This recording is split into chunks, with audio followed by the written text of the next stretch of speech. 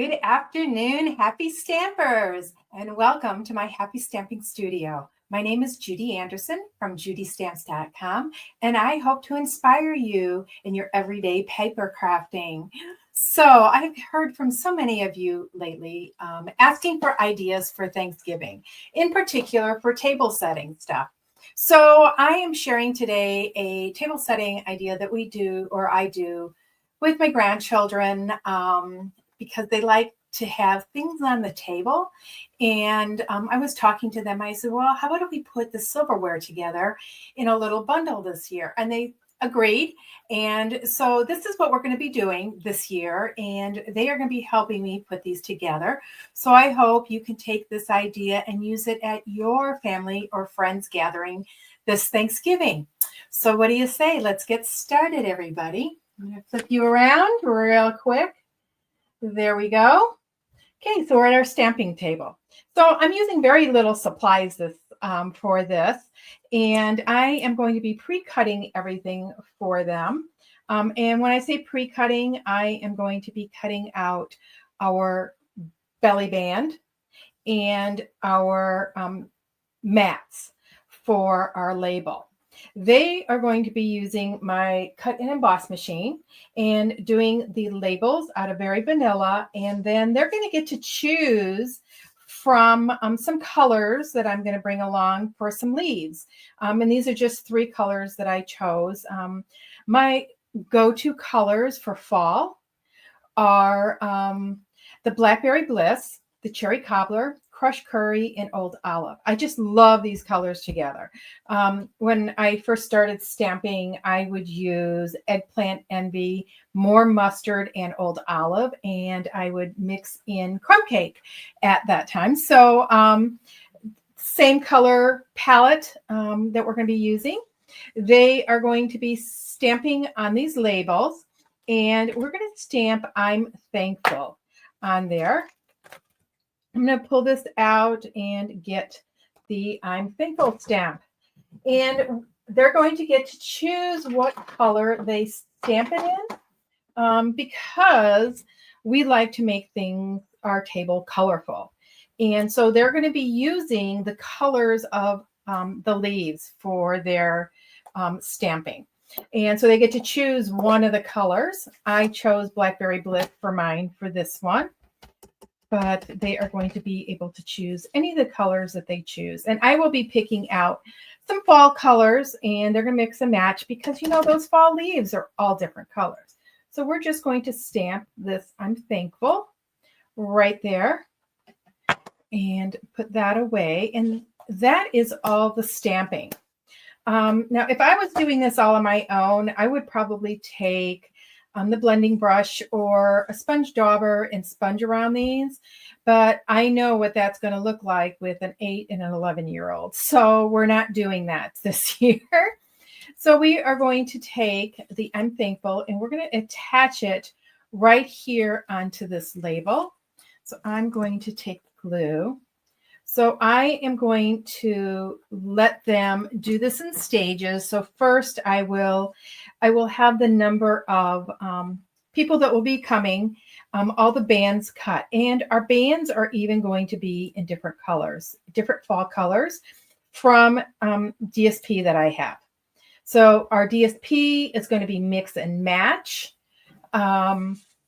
We could, but I'm not going to. But I'm going to show you. I'm going to show you what we could do here. I'm going to grab a couple blending brushes here, green and a red for the Cherry Cobbler. So I want to show you how you can take your DSP and you can change the colors up a bit if you want. Now, once again, I am not going to do this with them. Just because I don't want to mess with them, and I don't, their fingers will get inky, and I don't want that. So I'm going to start with my lightest color, which is the Crushed Curry, and I'm just going to ink up my blending brush. And I am just going to add some of this all over my paper. Okay, and it's just going to be tad bits of color. Okay, and this is a lighter color, the yellow. I'm going to put a little bit more of that on there. So we've got our crushed curry. I'm then going to take my old olive, and I think that may be, I don't think I'm going to use the cherry cobbler. I think I'm just going to use 2 colors. And perhaps if I go over there and see them ahead of time, we might do this if I have extra time. But when we are actually putting these together, I am not going to have a whole lot of ink out for them. But if I happen to go visit them before Thanksgiving, they'll be able to do this. So see how just adding a little bit of those colors in there. If the crushed curry isn't bright enough, you could use Daffodil Delight also for a yellow if your paper is darker like mine. Once again, we could color the leaves, but I know them. They would take the leaves and they would just color all over them. The leaves, you wouldn't see any of the base color of cardstock. So, ooh, I didn't get my punches out. So hang on just a second. I don't have a punch, so I'm going to use a paper piercer actually for that part. So I'm going to take this and take my mat that I use for cleaning my brush with the dyes and cleaning that. And I'm just going to put a hole. And I'm going to put a hole up in this corner. And I'm going to wiggle it around because this is a smaller hole than I want, but I am making it pretty big, so it will work out. So the rest is pretty simple. So we'll have that, and we'll then take our leaves, and I'm going to have them decide which leaf is going to be the back leaf and which leaves are going to be the one that's in front. And I think I am going to do it like this. So I'm going to have them take a mini Stampin' Dimensional, and they will, the yellow, the crushed curry is going to be on top. So we are going to take 2 Stampin' Dimensionals out here on the side. And then I am going to take 2 more and put them at the top. And you'll see why in just a minute. You could also take your pick tool and make that hole. In fact, that would probably be a better idea because you'll get a bigger hole there than my piercing tool. There we go. Much bigger hole. 1/8 inch hole. That's exactly what I wanted. So I'm going to take these and remove the chads on there. They love using the take your pick tool. And then they're going to get to arrange the leaves however they want, with that crushed curry being on top. And it doesn't have to be equal, doesn't have to have any rhyme or reason to it. We just want that on there. Now, these are going to go in this bottom corner. So once again, what we're going to do is we're going to take some Stampin' Dimensionals. We're just going to take 2. And I recommend 2. You could do 1, but when you use only 1 dimensional, it has a tendency of going back and forth and moving. This is going to hold it on there pretty good. So we're just going to put this on here just like that. Okay, so that's going to be our decoration. Then we're going to take our belly bands, and we are going to take our tearing tape because I want this to be strong. And we are going to put 1 strip on the top, and then we're going to take 1 strip and put it on the bottom. Okay, and there's a reason for that. Whoops. So we are going to overlap these 2, and this will go here and hold that in place, and this one to make it stronger. So we're just making a loop. Okay, now the important part here is you want that loop to be big enough to hold your silverware. So if you have your silverware handy and aren't going to use it during the week, because we are going to do this before Thanksgiving, you could include your silverware in and then wrap it. And very carefully remove this one. Okay, but I am just going to kind of guesstimate. And I'm going to guesstimate that this strip is going to go to the inside of the other one. And we're just going to hold it down just like that, making that loop.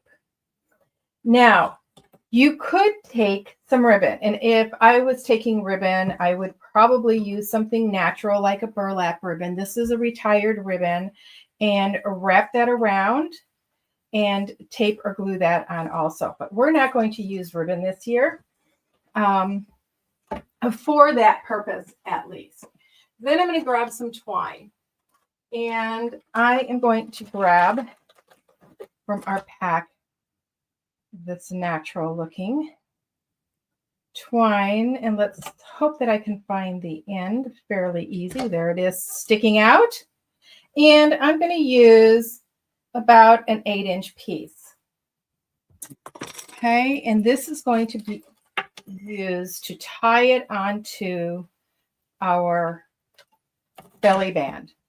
Now, this is where you're going to decide how you want to tie it on. If you made it longer, you could wrap it around the belly band completely, but I'm going to have them just attach it like this. So I'm going to take your pick tool, poke a hole through there, making sure you don't get your finger. Okay, and then we're going to take this and loop it through. And I'm going to let them tie a knot. And then they can decide if they want to do bows or not. And I know one is going to say bows, the other one is going to say no bows, Grandma.